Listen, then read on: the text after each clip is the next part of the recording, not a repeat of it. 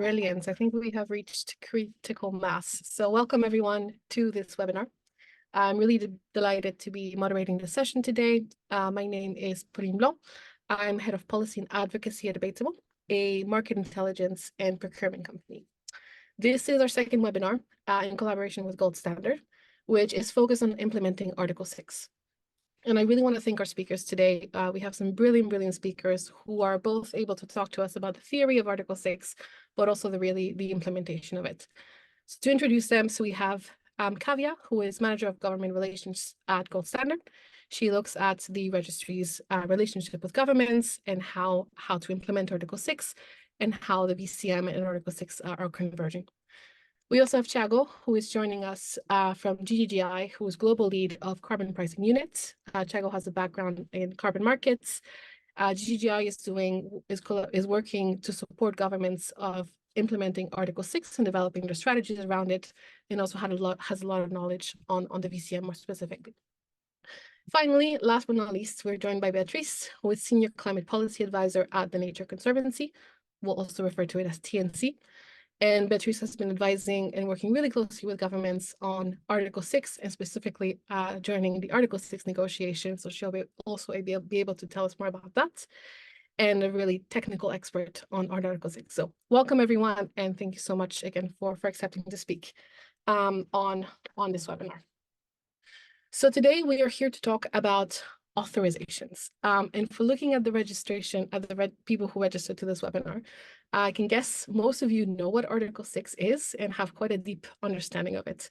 So this will be quite a technical webinar, but I encourage all the panelists to, as much as they can, try to make everything accessible to those who may not know too much about the topic. So we're talking about authorisations, and I will go through some of the basics and high level of Article 6. So it was designed to create a global carbon market, which allows countries to cooperate to achieve emissions reductions, and countries to also trade emissions reduction to achieve the Paris Agreement faster and more efficiently. And so why are we talking about authorisations? Well, we're talking about authorisations because in order to participate in Article 6, government involvement is central and critical. And therefore, governments need to think about what are they going to authorize, meaning what project types, or even if they want to authorize at all. I'm not going to go into too much detail because Beatriz is going to kick us off with some of that, but there's really three key questions that governments need to think about when they think about authorizations. They're what they want to authorize, so project types, how much, so is there a specific volume that they want to authorize, and also when, and this is also a critical point. And obviously this has critical implications for developers, for buyers, especially in the compliance side of things. So buyers of CORSIA credits, buyers of the new emerging compliance schemes like the Singapore carbon tax. So I'm really happy to have these speakers today who are going to tell us more about how governments, about the theory, but also how governments are concretely doing this. Just a quick recap. As most of you, I assume, know, Article 6.2 is, Article 6 is divided into Article 6.2 and 6.4. Under 6.2, which is considered to be operational, governments work bilaterally. So they agree on the modalities of how they're going to work together and how they're going to trade carbon credits. And the 6.4 mechanism is under development, and it's a centralized system where the UNFCCC is going to play more of a role of overseeing what is happening. So the plan for today's webinar, I'm going to start with some polls to get you familiar with the platform that we're going to be using, and also to understand who is actually joining. I'm then going to ask a question to each of our panelists, and then we are going to move into a myth-busting section. So basically, at least in my role, and when I speak to clients of Abatable stakeholders, there's these statements that come again and again and again, and that I find often myself unpacking. So there's three statements that I'm going to ask our speakers to debunk, or actually, mention that they're correct. And then we'll go into Q&A. So we're going to leave enough time for everyone to be able to ask questions and get the responses to those questions. And now moving on to the polls. So basically here to participate and ask Q&A, if you can scan the QR code, which is appearing on the screen, so you can use your phone, or you can join slido.com and then use the code here. So this is also a warm-up exercise to get familiar with the platform. So I'll just wait a couple of, maybe a minute to see where people are joining from. Europe makes sense given the time zone. Asia, wow, thank you so much for joining. Assume it's not early where you're joining from. And North America also, great. South America, it's a bit of a competition. Great. Okay, Europe leading makes sense given the time, but also strong presence from Asia. So welcome everyone, and happy to see that you are able to join and use the polls. I have another question, and this one is important because it's going to ask to help us also tailor what we discuss. So here the question is, how would you describe your understanding of Article 6 of the Paris Agreement? Great, we have some experts in the room, but we also have some people who don't know very much. So we'll keep that in mind as we go through the webinar. But also quite 57% who know quite a lot. Brilliant, great. Last slide I will show. So if you want to ask questions at any time in the webinar, please use Slido. We will not be looking at the Zoom Q&A, so please use this tool. It allows you to vote for questions. So this also allows us to really prioritize the question that most people are interested in. So this link will also be dropped in the chat in a few seconds by a colleague, Mark, who's doing all the work in the background. And on that note, I'm going to stop sharing my screen. Oh, bless you, Kavya. Sorry. Wonderful. Beatriz, we're going to start with you. Last year, we published a fantastic report on Article 6 trading, called To Trade or Not to Trade. And it really covered a lot of the basics of how governments could and maybe should think about authorisations. So to kick us off, can you walk us through the theory of what governments should consider when deciding to grant authorisations or not? You have 3-4 minutes, and maybe I'll ask a follow-up, but the floor is yours. Thank you, Pauline, and good morning, good afternoon, good evening, everyone. It's a big pleasure to be here and share this panel with Thiago and Kavya to talk about the complexities of Article 6. And thanks for the question, Pauline. So I think the main challenge that we are facing here is the fact that the Paris Agreement introduced a shift in what it means to trade carbon credits internationally. So under the Kyoto Protocol, only developing countries had binding targets. And what that means is that if these countries sold carbon credits to developed countries through the Clean Development Mechanism, that really didn't interfere into their international commitments. Under the Paris Agreement, it's different because now all countries have mitigation reduction targets that are, of course, expressed through their NDCs. And meeting these NDC targets is crucial if a country wants to sell credits with a corresponding adjustment. So for host countries, this new framework introduces complex trade-offs. The more carbon credits a country sells internationally with a corresponding adjustment, the less mitigation outcome that country can claim towards their own NDCs.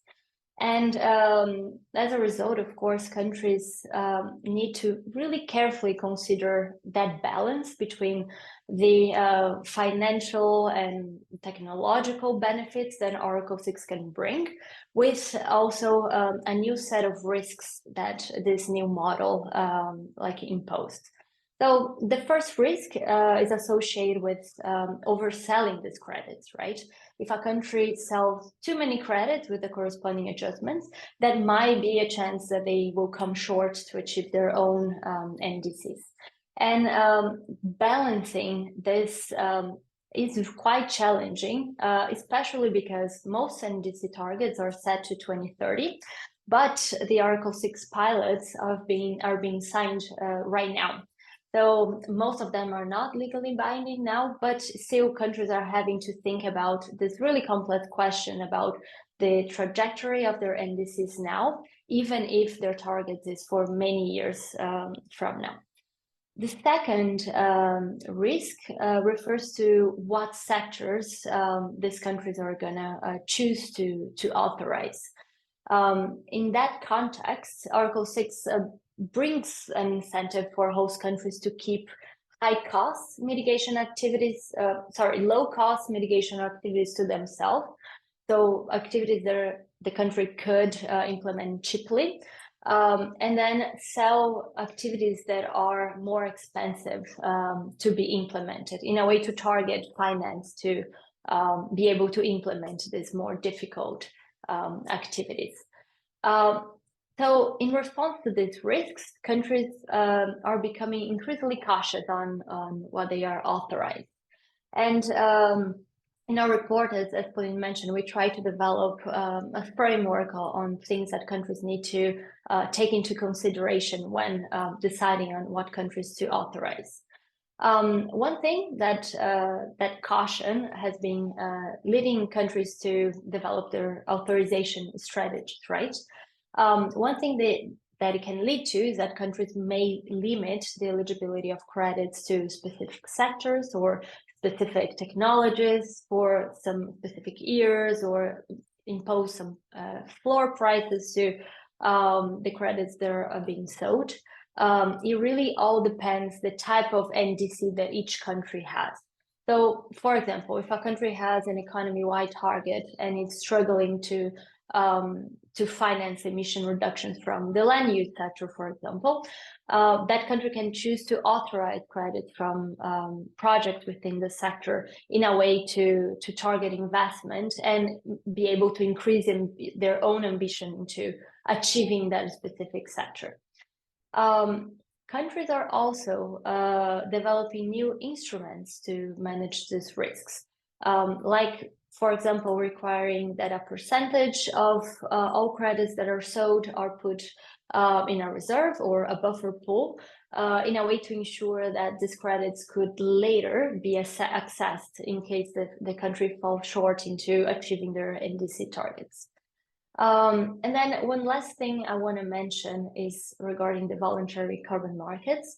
As we all know, the Paris Agreement doesn't have a mandate to regulate the voluntary carbon markets. It only regulates government-to-government relationships.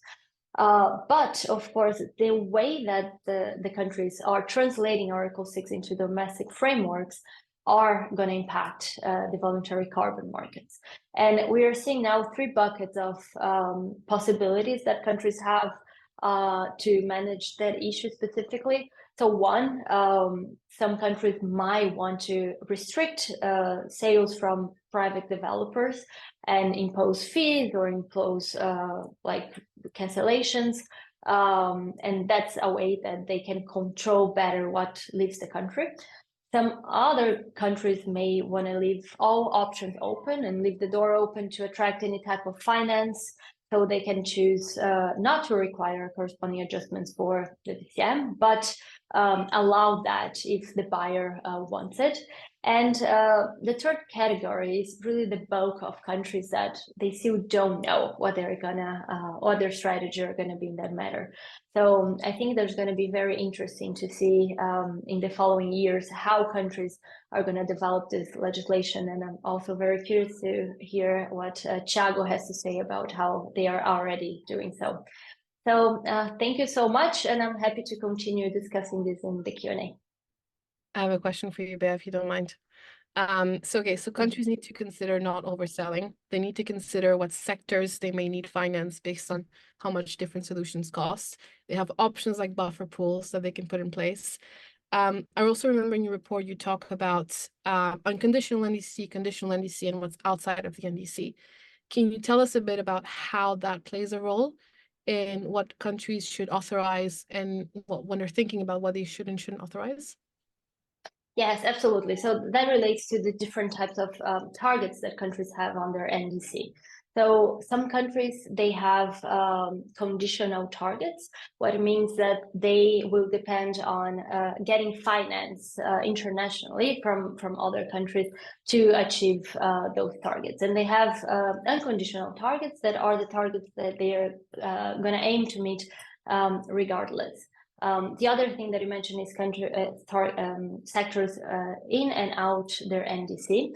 So not all countries have economy-wide targets. Some countries have for now, for this round of NDCs at least, set up targets in only certain sectors.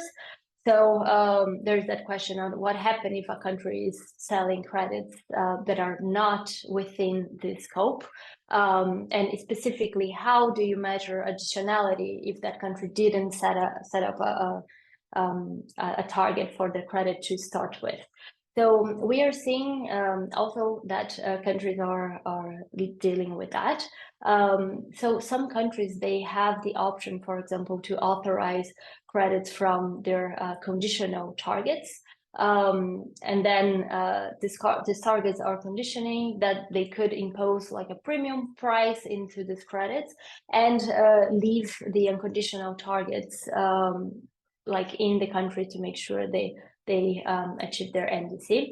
And just the thing with inside and outside NDCs, I think there is a bit of a discussion on that. I think a lot of negotiators are in the opinion or understanding that this was set, the Paris rulebook on Article 6 settles this discussion, but there are also some countries that are wondering if authorizing like if trading emission from sectors outside NDC could impact ambition of the Article 6 and the Paris Agreement.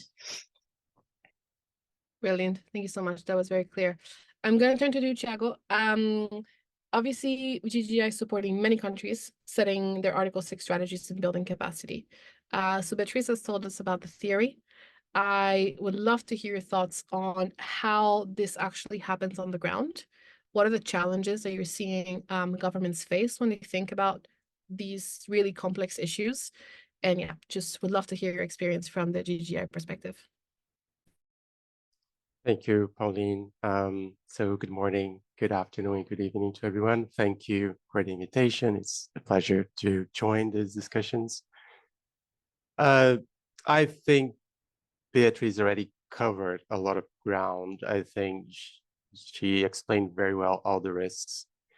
When it comes to actual implementation of it, as Beatriz said, I think the key point of the whole strategy is really, and the whole regulatory framework that accompanies that strategy is really to minimize overselling risks, right? So at the same time, we want to make sure that the host country is making the most out of carbon finance in that process.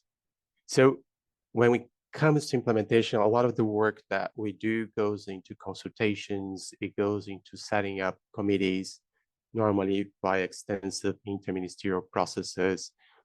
All those risks that were mentioned before in terms of overselling and potentially compromising the NDC, they basically require a complete understanding in terms of technical studies and estimates related, let's say, to you're looking at GHG emission trends, we're looking at abatement costs, and that can be at the sectoral, but preferably at the subsectoral level, even getting at the activity level, so that we can actually understand, let's say, the NDC marginal abatement cost.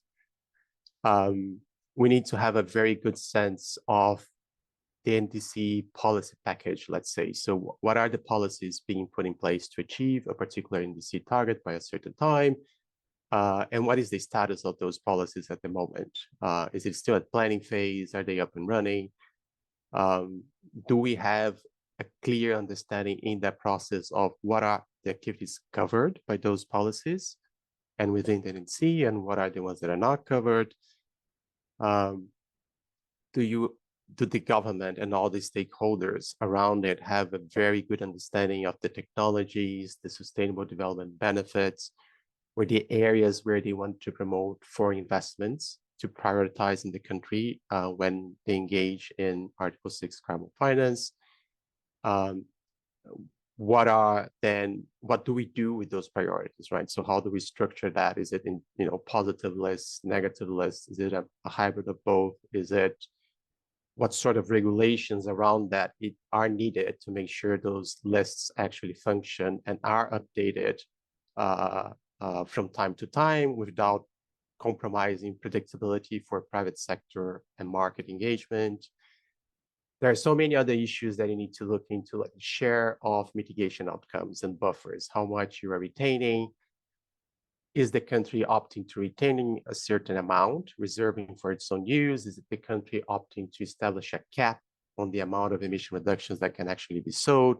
So there are all those different approaches. And what we do is to lay down options for host countries, right? So that's our essential mission there, is to get them up to speed to look at, okay, what are the options here? What can you do and what are the trade-offs? So that we're basically supporting host countries to make those decisions and create the institutional framework within which they can make those decisions.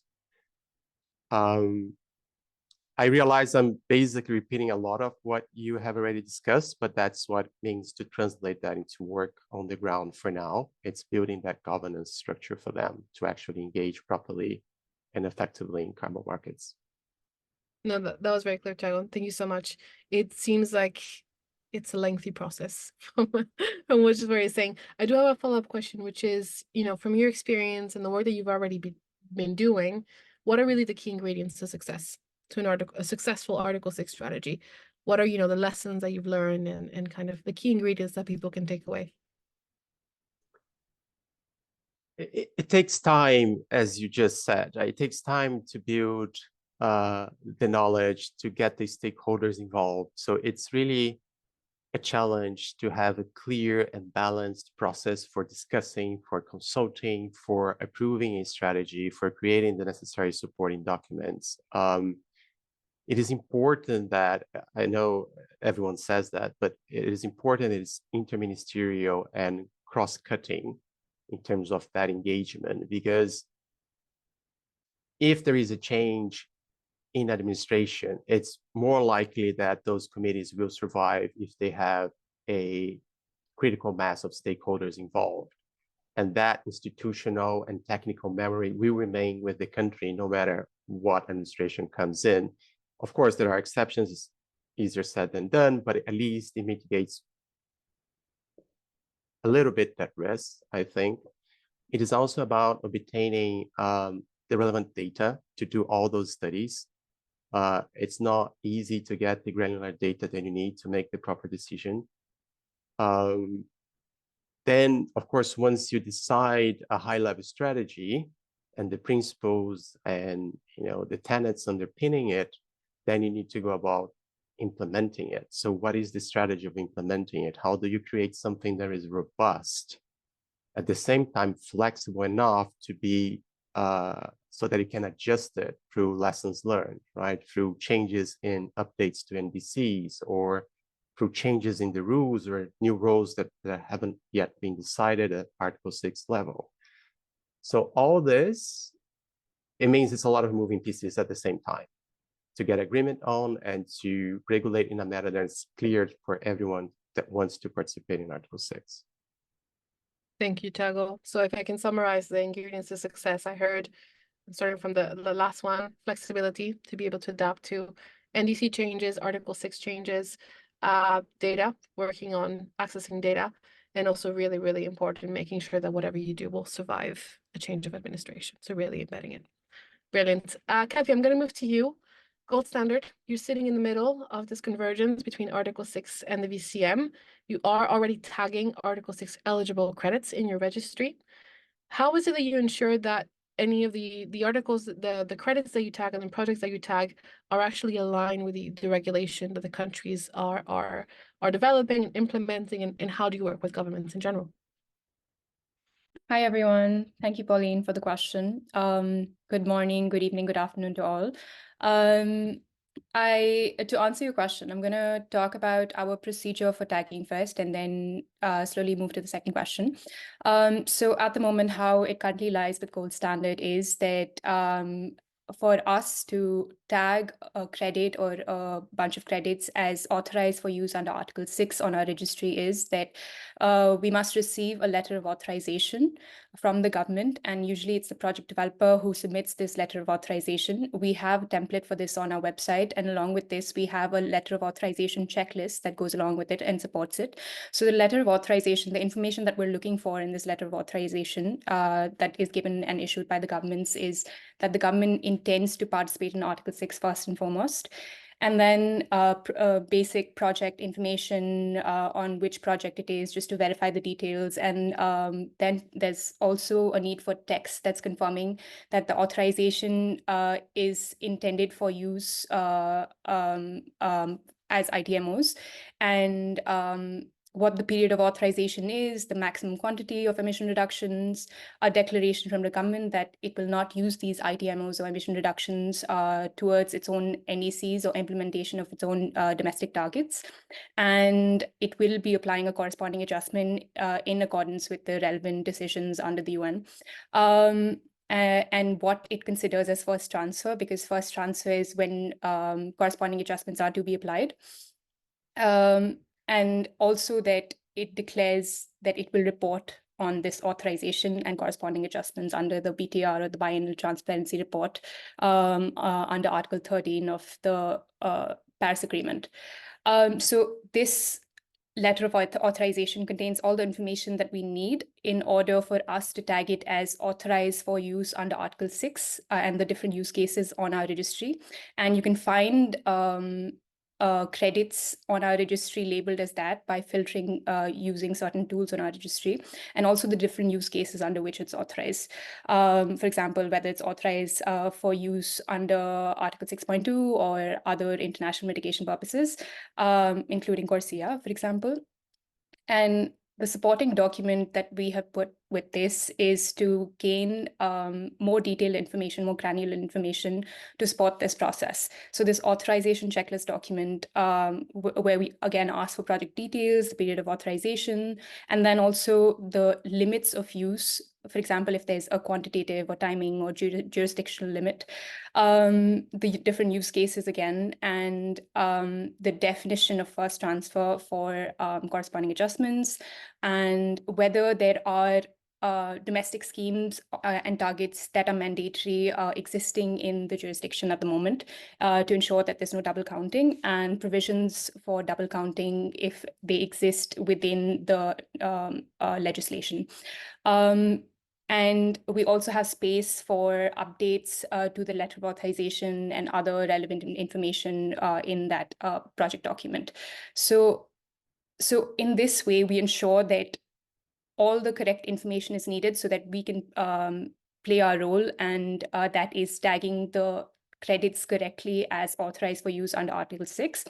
And the letter of authorization really reflects that it's the government who's ensuring alignment with its regulation. And we as gold standard, our role is really to tag the credits correctly and display it correctly on our registry. And as we know, it's a bottom-up process, and it's a national approach, the Article 6 framework, and aligning ensuring alignment with this framework it lies with the government. So governments in this manner may want to consider how they're authorizing projects. Of course, this is clear already based on Thiago and Bia's responses to the questions that were answered earlier. And so each government will be putting in place its own processes and criteria and deciding whether or not to authorize the transfer of ITMOs from a particular activity or sector. And depending on its own national context and priorities and strategies, it will decide to do so. But all governments also have an interest in ensuring that activities achieve some basic principles. And these basic principles are the fact that the activity must be additional, it must be real, and it must be verified. So to explain briefly what this really means is that an additional activity means that this activity would have not been achieved without a financial incentive that was derived from the sale of ITMOs. The activity is real, meaning that it's not derived from, it's a real activity and it's not derived from inflated baselines, or it's not using non-rigorous methodologies, and it's verified, meaning that it has been verified by a third party that the correct methodologies or design has been integrated to ensure that it has been designed correctly. So we at Gold Standard have also worked with several governments on this process and developed authorization frameworks for this purpose. And it is mainly based on a guidance principle that we issued in 2022. And we highlight 4 main activity areas, and that's activity selection, activity design, attribution, unintended effects, and additional impact. And all the points that were earlier discussed by Thiago and Bia, these are well captured in these 4 main particular principles and areas that we deem important. And for example, the area where we talk about attribution and unintended effects, that highlights where exactly, or it highlights where exactly governments may pay attention to avoid overselling, for example, or activity selection will looks at the technical part, for example, the methodologies, that they are well integrated, and also just ensuring that alignment with domestic targets and national strategies and NDCs exist. So yeah, that's, to answer your question, mainly it. Brilliant. And we're going to go deeper into the kind of VCM Article 6 and how they interact. I'm going to start sharing my screen again, and we are going to move into the second part of this webinar, which is, as I mentioned earlier, these are basically some of the statements and some of the beliefs that we hear in when we speak with stakeholders. So there's 3 of them, 3 statements, and I'm going to ask our wonderful panelists to comment on them. So the first one, and again, some of these are complete myths, some of them have some level of truth, it's not all black and white, but just the first one is something we hear a lot, or rather I get asked as a question quite regularly, is whether an Article 6 credit with a corresponding adjustment is higher quality or not than a VCM credit. So the statement is, it is, an Article 6 is higher quality than a VCM credit. And Bea, I would love to hear your thoughts. Is this true or is this false? Over to you.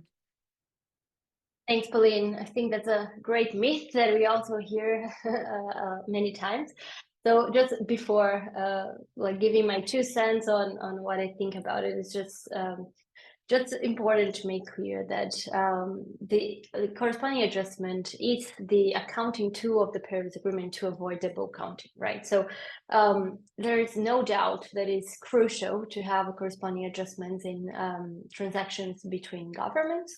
And then outside the Paris Agreement, also crucial that you avoid double counting between transactions, in transactions between companies as well. I think the big question that there are a lot of discussions going on right now is what happens if a country and a company are in the same transaction. And like, I don't want to answer this question, but I want to give 2 thoughts that just might trigger more discussion and for us to think about. So the idea behind that myth is that a corresponding adjustment is equal to high quality, right? So what's behind that assumption is that if what is behind that is the assumption that if countries avoid double counting, then you automatically get high quality credits. And I don't agree with that assumption, because I think there are many more factors that go into consideration when you're talking about high quality. To give an example, under the clean developed mechanism in the Kyoto Protocol, you didn't have the problem of double counting. Accounting was perfect because only developed countries had binding targets. But that didn't mean that the clean developed mechanism had high quality. So this is just to give an example that these are 2 different things. I think specifically in this discussion, there is an important issue around methodologies. The Article 6 gives countries a lot of flexibility to set up their bilateral deals, and they are going to decide what kind of methodologies they are going to use, right? So what we have been seeing right now in terms of Article 6.2 pilots is countries that have high reputational concerns of the types of credits that they want to purchase. And because of that, they want to purchase high quality credits or credits with methodologies that are accepted as being high quality. But there's nothing in the Paris Agreement that will stop a country from using methodologies that are less credible. For example, in my area of work with RED+, countries could choose to sell RED+ credits that are not don't have buffer pools or don't have leakage pools or don't have all the requirements that some other higher quality standards have. And if countries decide to sell these REDD+ credits without really strong methodologies with a corresponding adjustment, the fact that they are adjusted doesn't mean that the credits are high quality. So I just wanted to put here 2 examples so we can frame this question. Thank you. Brilliant, Bea. Thank you so much. So I'm getting myth. Quality is, at the end of the day, always about methodology. And in this case, the difference is really accounting and claims. Kavya, any additional thoughts? Do developers come and ask you about this? Is there a belief do you see in the VCM? Would love to hear your thoughts as well. I have not a lot more to add to what Bea just said. I think she's really well captured it. But yes, we do get asked this question a lot, whether or it's more of a perception really. It's not a question. The assumption is that correspondingly adjusted credits are of higher quality. And so there is also a lot of demand on when an ITMO receives corresponding adjustments and when they will be tagged as correspondingly adjusted in the registry. I guess one thing I could add over here is that one thing we can take for given is that once a credit is authorized, it will be definitely correspondingly adjusted as per the UNFCCC rules and as per text that we've clarified on our end as well, that once a credit has received authorization, it will be correspondingly adjusted. And the reporting on that will be transacted from the biannual transparency reports reported by the government.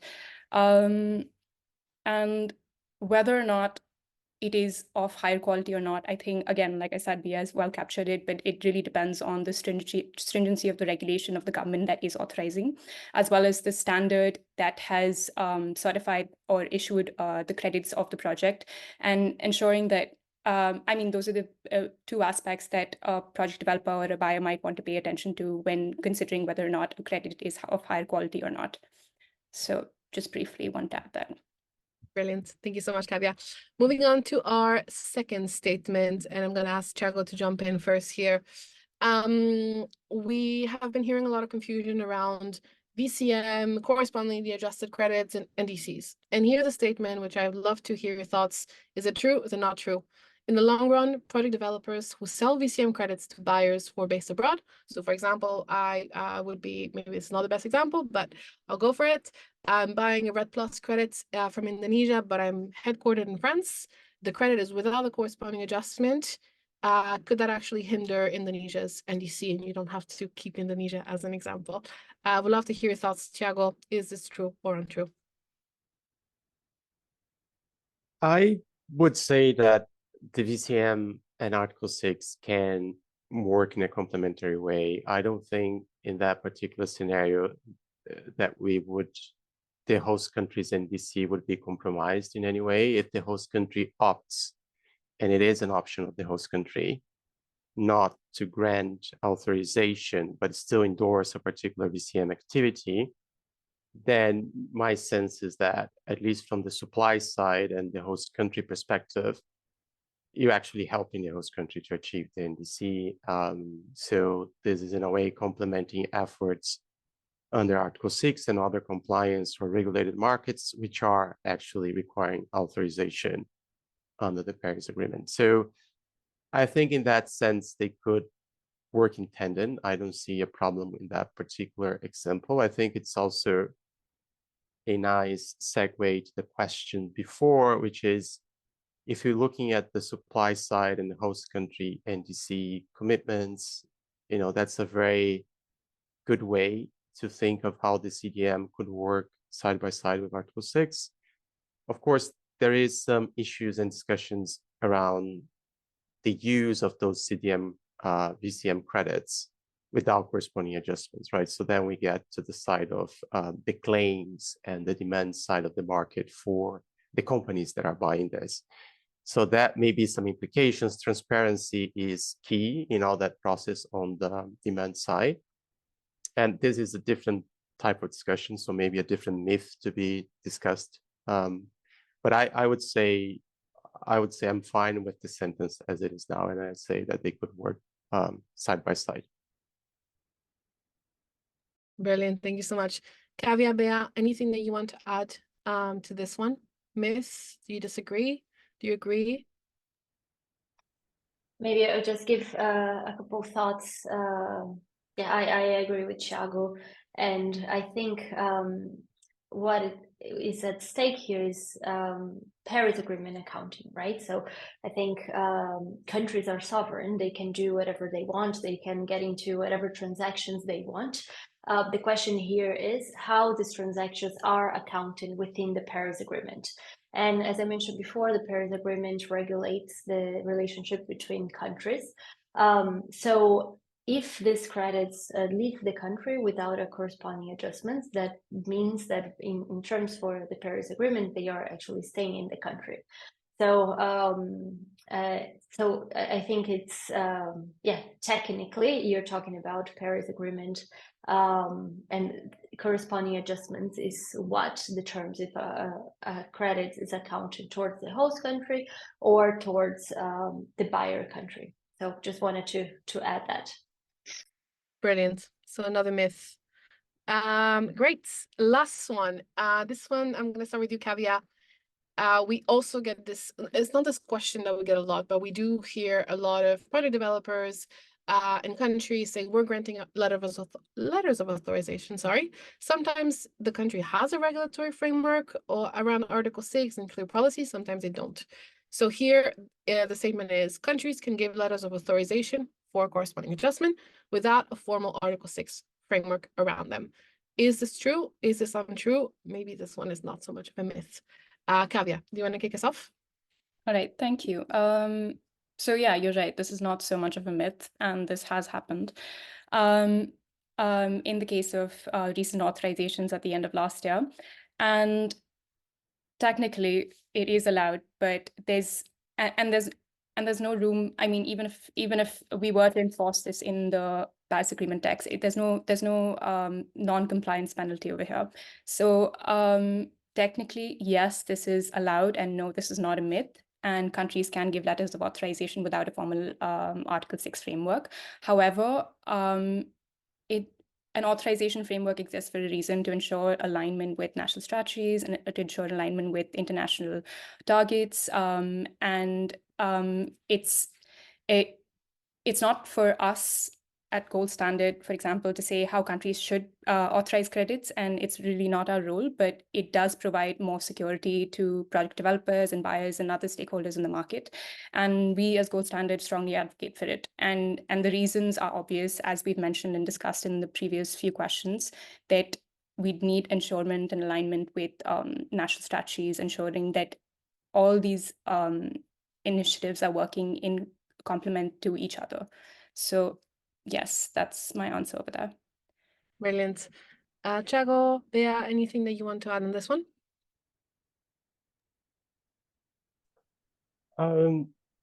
It links very much with the legal tradition and background of the host country, and also with the systems that the host country had in place prior to Article 6, right? Sometimes you'll find countries that have a clear mandate, somewhat based in law.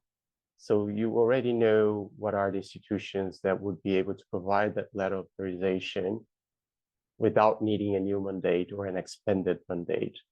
In other cases, not clear, so you need that clarity either on the basis of a law or a regulation to know, okay, which are the institutions that can actually do that and exercise certain functions.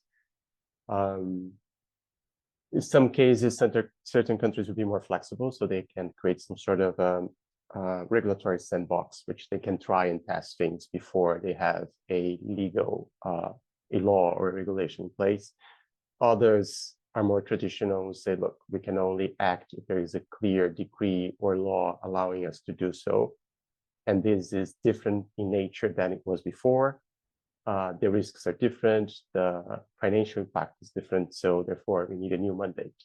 So it depends a bit on the country. From a technical perspective, I agree with Kavya. I mean, it would work, but just looking a bit more on the legal side of things, I think it depends on the country. Brilliant. We have received an overwhelming number of questions, which is great. So just going to the next slide, just a reminder, everyone, if you want to ask questions or at this point, rather vote on questions that you'd like to see answered, please just scan the QR code or join using slido.com. And I'm going to stop sharing my screen so we can see our panelists' faces. And we actually have a very timely question. The one that was voted the most on was, how can we manage the risk of a country revocating an authorization? So of course, we're talking about authorization a lot. What happens when maybe there's a change of mind or there's been an overissuance or something like that? Bea, maybe I'm going to throw this one at you, if that's okay. Yeah, sure. Thanks, Pauline. Very good question. So this is something that is still being negotiated at COP, right? So I think at COP 27, that was when the discussions on like when authorization can be or up to when an authorization can be revoked or changed really start to take off.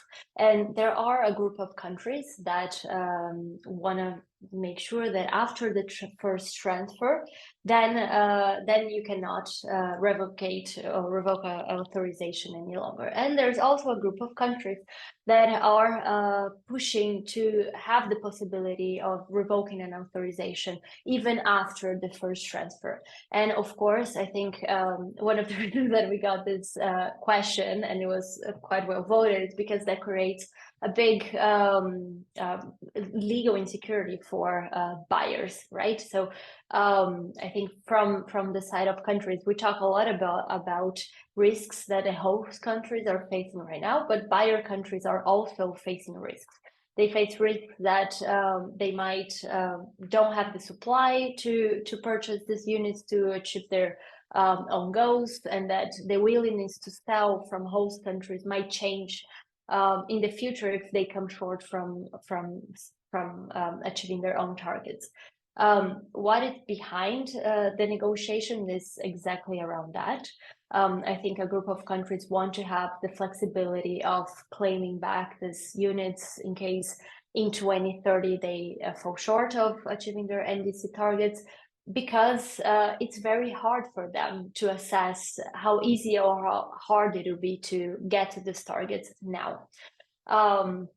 So I think that that issue came back in COP28, and there wasn't a solution. So we are going to see now at COP29 how this issue gets resolved. And hopefully countries are going to set up to when an authorization can be revoked or modified, because I think that's one point that will bring a lot more security to the market. Thank you, Beatriz. And Kavya, I'm going to ask if you have anything you want to add. I'm sure this is a worry for developers that you work for.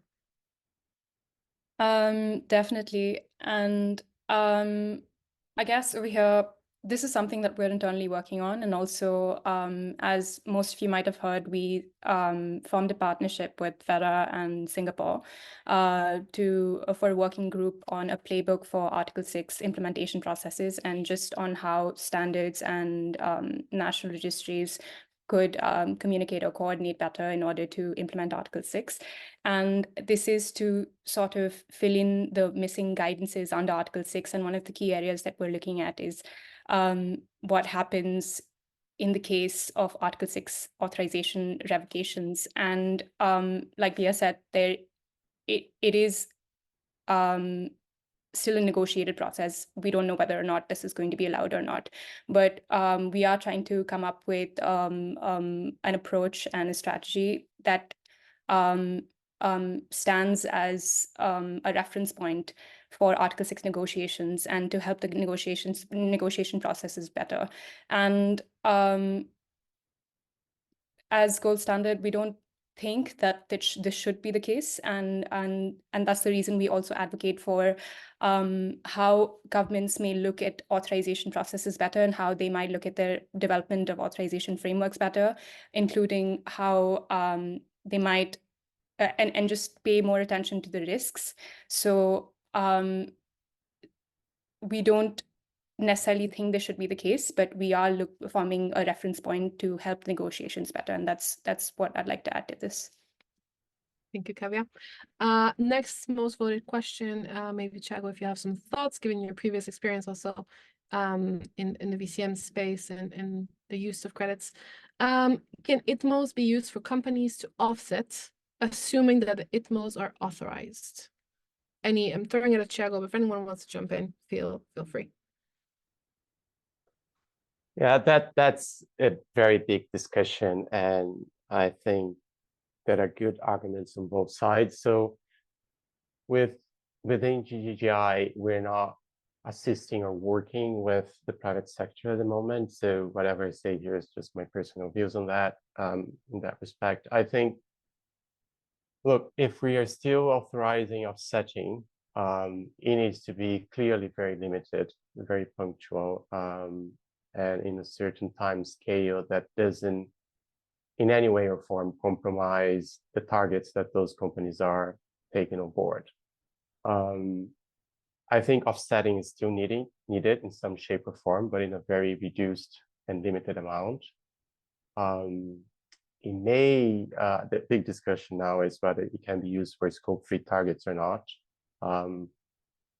It's clearly very difficult for companies to achieve scope 3 targets. We all know that, but it should not be opening the door for an excuse for any sort of virtual signaling or all the problems we had before with claims, which we're trying to address now with different multi-stakeholder initiatives. So it's all a question of balance and keeping companies interested, doing the most that they can, being truthful and transparent to the claims you're making, limiting the amount of setting you can use. And sorry, I also think companies should give a bit more thought to other types of claims out there. Offsetting is probably not the only option. So finding a better business case for claims which look at mitigation contribution, which are not necessarily offsetting, do have a value, and we need to start thinking about it a bit more as well. Brilliant. Thank you for sharing your personal thoughts. I appreciate that. Yeah, I'm going to ask a last question from the list, and then I have my personal question that I'd like to get in. There's one which says, if the Paris Agreement does not have regulatory teeth, why would the developing country prioritize its NDC over investment? I'm assuming through the carbon market. Any thoughts or reactions? Thanks. Yeah, good question. So I think the way that the Article 6 was intended was not in a way that countries would have to choose, right? So I think the way that Article 6 was conceived was that not that countries would try to get to their mitigation target, and if they produce a little more emission reductions, they are going to be able to sell this in the Article 6.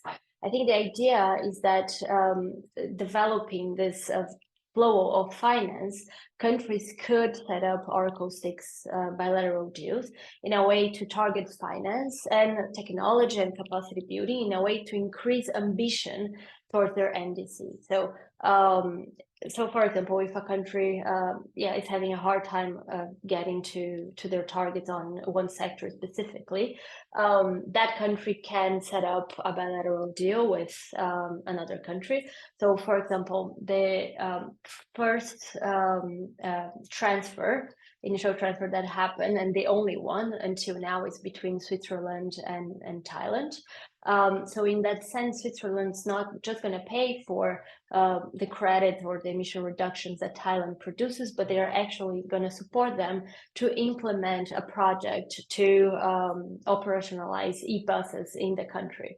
So these investments probably the country would not be able to do by themselves with their national resources. So that's how the Paris Agreement make sure that there is a cycle of ambition. So of course, I think in practice we're going to see that the line is not black and white. I think there are going to be cases where countries are going to face with these challenging questions. And I think what we're seeing right now is that a lot of the countries as they are legislating and incorporating Article 6 into their domestic frameworks, they are leaving the door open to all types of finance. So they could like sell credits internationally without a corresponding adjustments if that's what their buyer wants, but they could also apply a corresponding adjustment if that's what that other buyer wants. So I think that's one way that countries are dealing with that. Brilliant.